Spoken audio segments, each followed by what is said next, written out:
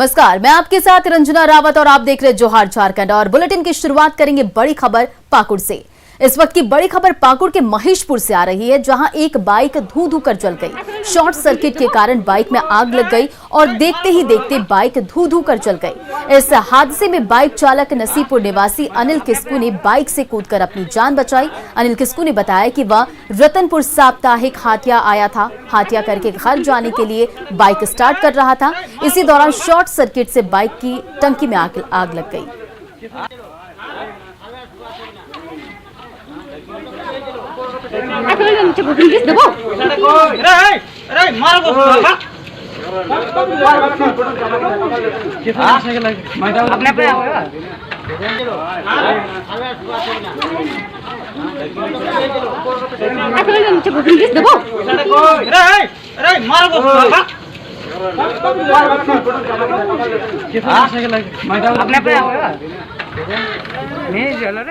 और अगली खबर बोकारो से है, जहां बेरमो में डीडी माइंस के पास नाले में एक स्कॉर्पियो कार अनियंत्रित होकर पलट गई। इस हादसे में एक शख्स की मौके पर ही मौत हो गई, जबकि गंभीर रूप से घायल एक युवक को प्राथमिक उपचार के बाद रेफर कर दिया गया। हादसे के शिकार लोग धनबाद से बेरमो बारात आए हुए थे। मौके पर लोगों की भारी भीड़ देखी जा रही है, जो नाले से स्कॉर्पियो को निकालने की कोशिश करते दिख रहे हैं।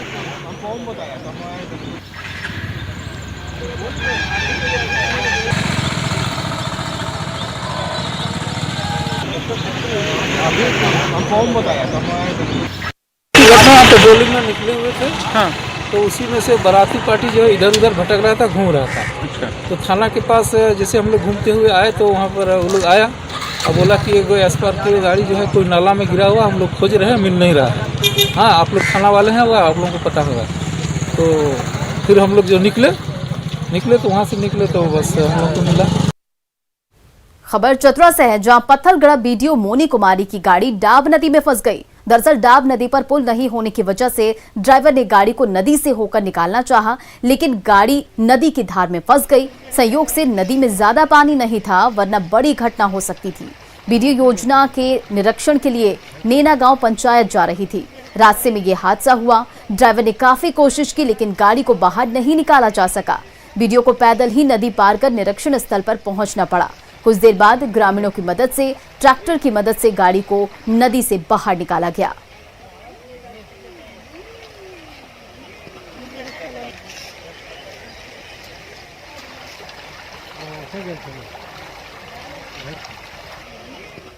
इधर बोकारो के चास नगर निगम के कृष्णापुरी कॉलोनी में लोग नरक की जिंदगी जीने को मजबूर हैं।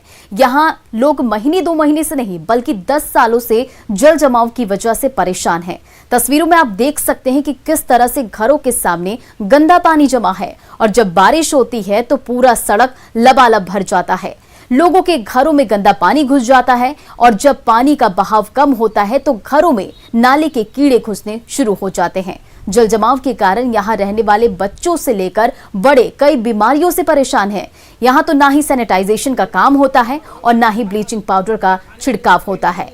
लोग चास नगर निगम के चक्कर काट काट कर थक चुके हैं और इससे लोगों में काफी नाराजगी है।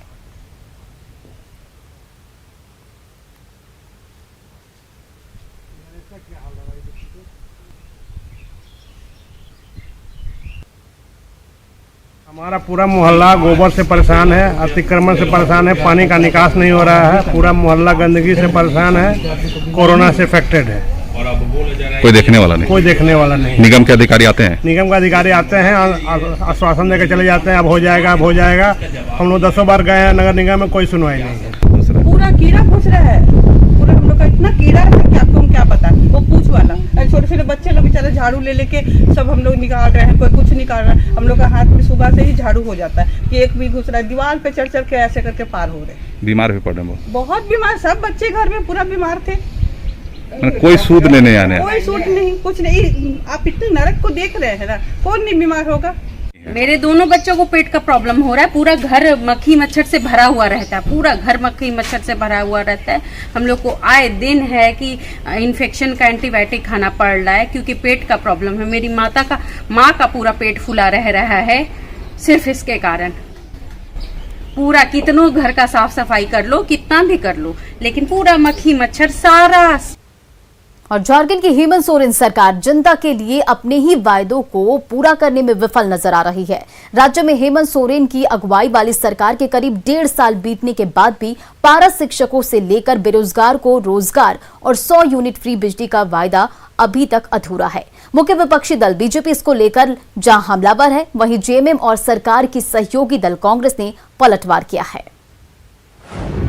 झारखंड में हेमंत सोरेन सरकार का वादा, रिक्त पड़े सरकारी पदों पर नियुक्ति का वादा, पारा शिक्षकों के वेतनमान निर्धारण और स्थायीकरण का वादा, गरीब परिवारों को 3 लाख में 3 कमरे वाले आवास का वादा, बेरोजगार नौजवानों को रोजगार का वादा, राज्य के बिजली उपभोक्ताओं को 100 यूनिट फ्री बिजली का वादा, अनुबंध के बजाय स्थायी नियुक्ति का वादा। वायदों की फहरिस्त बहुत लंबी है, शायद इसलिए कि चुनाव लड़ते वक्त जनता को रिझाने के लिए राजनीतिक दल वायदों का पिटारा लेकर चुनावी मैदान में उतरती है और जब चुनाव जीत जाती है तब जनता से किए गए वही वायदे ठंडे बस्ते में डाल दिए जाते हैं। झारखंड की हेमंत सोरेन सरकार ने भी अपने करीब 1.5 साल के कार्यकाल में कुछ ऐसा ही किया है। इसे लेकर राज्य की मुख्य विपक्षी पार्टी बीजेपी हेमंत सोरेन सरकार पर हमलावर नजर आ रही है और सरकार पर जनता से किए गए एक भी वायदे को अब तक पूरा नहीं करने का आरोप लगा रही है। और बहुत बड़ी बड़ी घोषणाएं इन लोगों ने किया था, बहुत बड़ी बड़ी, लेकिन आज वर्तमान में जिस स्थिति और परिस्थिति का जो निर्माण हुआ है, जनता काफी परेशान है। ये सच है कि राज्य में हेमंत सोरेन सरकार के गठन के बाद से कोरोना का काल चल रहा है, लेकिन कोरोना का बहाना बनाकर राज्य में विकास की गाड़ी पर ब्रेक नहीं लगाया जा सकता है। नीतिगत मामलों की बात करें तो राज्य सरकार इस दिशा में जरूर कदम बढ़ा सकती थी। झारखंड में बेरोजगार नौजवानों की बड़ी फौज को सरकार के रिक्त पड़े पदों पर नियुक्ति का इंतजार है। कांग्रेस के पास सरकार के बचाव में अपने तर्क हैं। हम समझते हैं कि हमने जो वायदे किए थे उसके लिए हम पूरी तन्मयता से लगे रहे और हमने कोई कसर नहीं छोड़ी हुई थी। आप जानते हैं जब से हमारी सरकार बनी कोरोना की 2 लहर आई और दोनों लहर पे हमने अच्छे से काम करने का काम किया। कोरोना पर अब हमने काबू पा लिया है। राज्य की हेमंत सोरेन सरकार पर समय के साथ दबाव बढ़ता जा रहा है। एक तरफ सरकार कोरोना की तीसरी लहर को रोकने की कोशिश में जुटी है, तो दूसरी तरफ सूबे की जनता अब मौजूदा सरकार से विकास की उम्मीद लगाए बैठी है। राज्य के पारा शिक्षकों के सब्र का बांध कभी भी टूट सकता है। बेरोजगार नौजवान कभी भी सड़क पर उतर सकते हैं।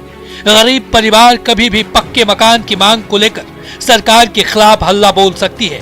वैसे जेएमएम का मानना है कि जनता ने राज्य की हेमंत सोरेन सरकार को 5 साल के लिए सत्ता सौंपी है और इस समय अवधि के अंदर सरकार अपने हर वायदे को पूरा करेगी।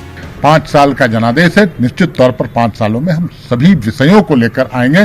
जो वादे हम करके आए थे, जो उम्मीद जगा के आए थे, उन सभी उम्मीदों को हम पूरा करेंगे, धरातल पर उतारेंगे। कई एक वादे पूरे हो चुके और जो बचे हैं निश्चित तौर पर उनको पूरा करेंगे। झारखंड राज्य का गठन जिस उम्मीद के साथ हुआ था, वो सपना आज भी अधूरा है। बात चाहे शहर की हो या गांव की हो, सरकार की विकास योजनाओं का इंतजार आज भी हर किसी को है, खासकर वैसे बेरोजगार नौजवान जो रोजगार की उम्मीद लगाए हेमंत सोरेन सरकार की ओर टकटकी भरी निगाहों से देख रहे हैं। न्यूज़ 18 के लिए रांची से अविनाश कुमार की रिपोर्ट। और केंद्र में बीजेपी सरकार के दूसरे टर्म का आज 2 साल पूरे हो गए हैं। इस मौके पर झारखंड के पूर्व मुख्यमंत्री रघुवर दास ने मोदी जी को प्रभावशाली प्रधानमंत्री बताया और कहा कि उन्होंने देश हित में काम किया है और आगे भी करते रहेंगे। उन्होंने कहा कि आज जमशेदपुर में सेवा दिवस कार्यक्रम चलाया जा रहा है। देखिए, पार्ट 2 मोदी जी के कार्यकाल का 2 वर्ष आज पूरे हो रहे हैं। पूरे 7 वर्ष के कार्यकाल को हम देखें तो आदरणीय मोदी जी के प्रधानमंत्रित्व काल में राष्ट्रवाद मजबूत हुआ, देश की सीमाएं सुरक्षित हुई और जो देश में आज़ादी के बाद से जो गांव गरीब किसान नौजवान जो अंत्योदय विकास की किरण अंतिम व्यक्ति तक पहुंचनी चाहिए वो पहुंचाने का काम है। झारखंड में बीजेपी विधायक दल के नेता बाबूलाल मरांडी ने प्रधानमंत्री मोदी के नेतृत्व में 7 साल के सफर की उपलब्धियां गिनाई है। की उम्मीद भी लोग नहीं कर रहे थे, जैसे 370 धारा 35A को समाप्त करना, 3 तलाक बिल को, माने 3 तलाक की जो कुप्रथा थी उसको समाप्त करना, फिर अयोध्या में माने सदियों से जो लटके पड़े थे मामले उसका निष्पादन कराना और वहाँ राम जी के मंदिर भव्य बन रहा है। फिर नागरिकता संशोधन विधेयक CAA वो भी इससे पारित हुआ। और मोदी सरकार के दूसरे कार्यकाल के 2 साल पूरा होने पर रांची में बीजेपी सेवा कार्य में जुटी है। रक्तदान शिविर का आयोजन किया गया। आज देश के आदरणीय प्रधानमंत्री जी का दूसरा कार्यकाल का दिन है और भारतीय जनता पार्टी के लोग इस उत्सव का जश्न नहीं मना के सेवा का कार्य कर रहे हैं, क्योंकि पूरे देश के अंदर कोरोना महामारी से बचना भी है, लोगों को बचाना भी है। कोरोना वैक्सीनेशन को लेकर ग्रामीण इलाकों में अब भी जागरूकता का अभाव है। ऐसे में लोगों के बीच जागरूकता फैलाने के लिए शासन प्रशासन के लोग आगे आ रहे हैं। इसी कड़ी में मांडरा विधायक बंधु तिर्की ने जागरूकता रथ को रवाना किया। इस मौके पर बंधु तिर्की ने कहा कि सरकार वैक्सीनेशन को लेकर गंभीर है, लिहाजा सभी लोगों को वैक्सीन लेनी होगी। लोगों के बीच गलत फहमियां हैं, उन्हें दूर कर ली जाएगी। देखिए, वैक्सीनेशन को लेकर के सरकार बहुत गंभीर है और सरकार हर स्तर से प्रयास भी कर रही है। 18 साल से ऊपर तक के जितने भी लोग हैं उसको वैक्सीन लेना है, टीका लेना है। गांव में कई तरह की भ्रांतियां हैं, अफवाहें हैं, इन तमाम चीज़ों को दूर करने के लिए ये आपका जागरूकता रथ का आज यहाँ से शुभारंभ किया जा रहा है। राज्य के सबसे बड़े अस्पताल रिम्स को पीएम केयर फंड से 104 वेंटिलेटर दिया गया था, लेकिन 104 में से 45 वेंटिलेटर बेड का इस्तेमाल खराब होने के कारण नहीं हो पाया, जिसके बाद अब रिम्स प्रबंधन इन खराब वेंटिलेटर को लौटाने की कवायद करने जा रहा है। इसको लेकर रिम्स प्रबंधन स्वास्थ्य विभाग को पत्र लिखा है।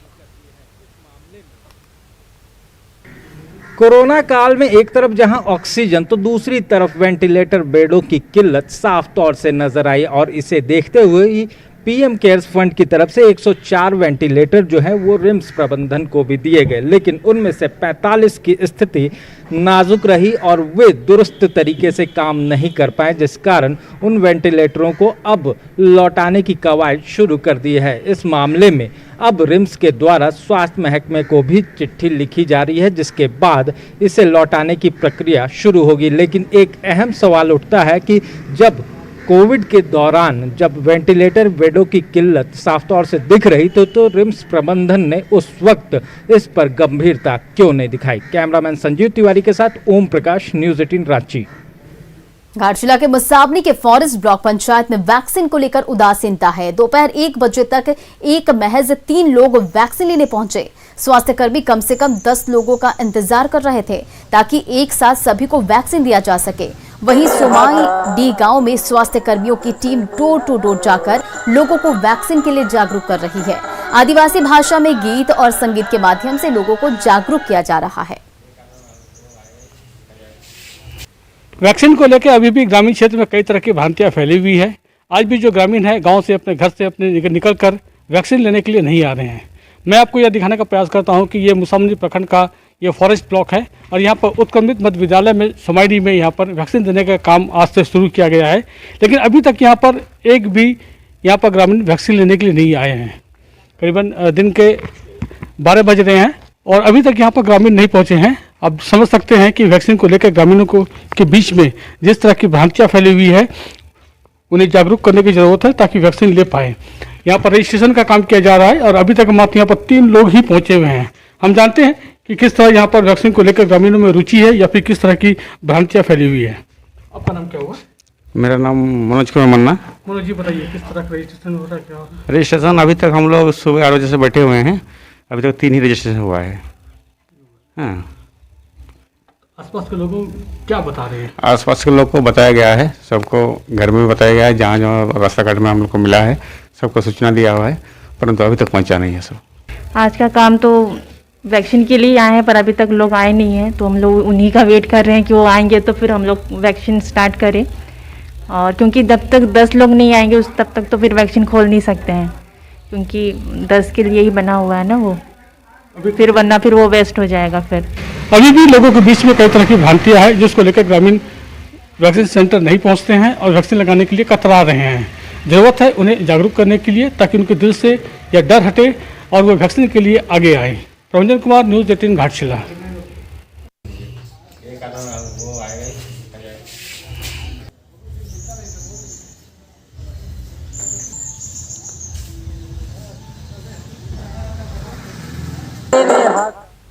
आसानी से उपलब्ध होने वाली चीजों का कदर नहीं होता, कदर तो उन चीजों का होता है जिसे पाने में मुश्किलों का सामना करना पड़े। ऐसा ही एक मुश्किल काम था हिमाचल के लाहौल स्थित का काजाखंड के गांव में वैक्सीनेशन करना, लेकिन यहां वैक्सीनेशन का रेशियो 100% है।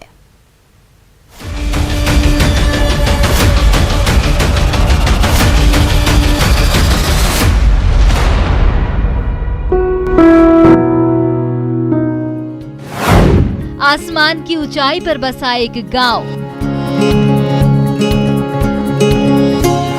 जहां मौसम मुश्किल पैदा करता है। यहाँ पे सर्दियों में न्यूनतम तापमान जो है -30 से 40 डिग्री तक रहता है। कोरोना का डर भी घर नहीं कर पाया। कोरोना का असर देश के या प्रदेश के अन्य क्षेत्रों के कंपैरिजन में यहाँ पे उसका असर ज्यादा नहीं रहा, इसलिए वैक्सीनेशन में कोई दिलचस्पी ही नहीं। लोगों को वैक्सीनेशन के लिए प्रोत्साहित करना एक बहुत बड़ा चुनौती था। जरा अंदाजा लगाइए उस गांव में या फिर उस पूरे इलाके में वैक्सीनेशन कार्यक्रम का क्या हश्र हुआ होगा। छोड़िए अंदाजा लगाना, चलिए सुन ही लीजिए। 60 वर्ष से ऊपर के जितने भी यहाँ लोग हैं उनको 100% वैक्सीनेशन, डबल डोज का वैक्सीनेशन हो गया है। जहां तक 45 से 59 साल के आयु वर्ग के लोगों का मामला है, उनका फर्स्ट राउंड का डोज हो चुका है। वैक्सीनेशन का ये रेशियो आपको हैरान कर रहा होगा, लेकिन सच्चाई यही है कि साल के 6 महीने बर्फ से ढके रहने वाले लाहौल स्पीति के काजाखंड में वैक्सीनेशन 100% हो चुका है। इस पूरे इलाके में मोबाइल का नेटवर्क ढंग से काम तक नहीं करता, फिर भी 60 साल से अधिक के सभी लोगों को वैक्सीन का दोनों डोज दिया जा चुका है। 45 से 59 साल के सभी लोगों को वैक्सीन का एक डोज दिया जा चुका है और दूसरा डोज दिए जाने का काम लगातार जारी है, जबकि 18 साल से अधिक के लोगों का वैक्सीनेशन भी तेजी के साथ हो रहा है। आप सोच रहे होंगे कि आखिर कैसे हुआ ये काम, चलिए ये भी जान लेते हैं। हमारे यहाँ पे 13 पंचायतें हैं, उसमें से लगभग 10 कुछ ऐसे पंचायत है जहाँ पे नेटवर्क बिल्कुल नहीं है। तो वहाँ पे हमने एडीएम साहब के संज्ञान में ये बात लाई और डीसी साहब के संज्ञान में ये बात लाई, तो उन्होंने हमें परमिशन दिया था कि आप जहाँ पे नेटवर्क नहीं है वहाँ पे जाके आप ऑफलाइन वैक्सीनेशन करेंगे और फिर काजा में जहाँ नेटवर्क है वहाँ आके आप उसको डेटा को शाम को चढ़ा सकते हैं। कोई काम मुश्किल नहीं होता, बस इरादा पक्का होना चाहिए। काजा के अधिकारियों ने कोशिश की और लोगों को समझाया, तभी इस इलाके में वैक्सीनेशन को पूरी तरह से सफल बनाया जा सका। Bureau report, news 18 network.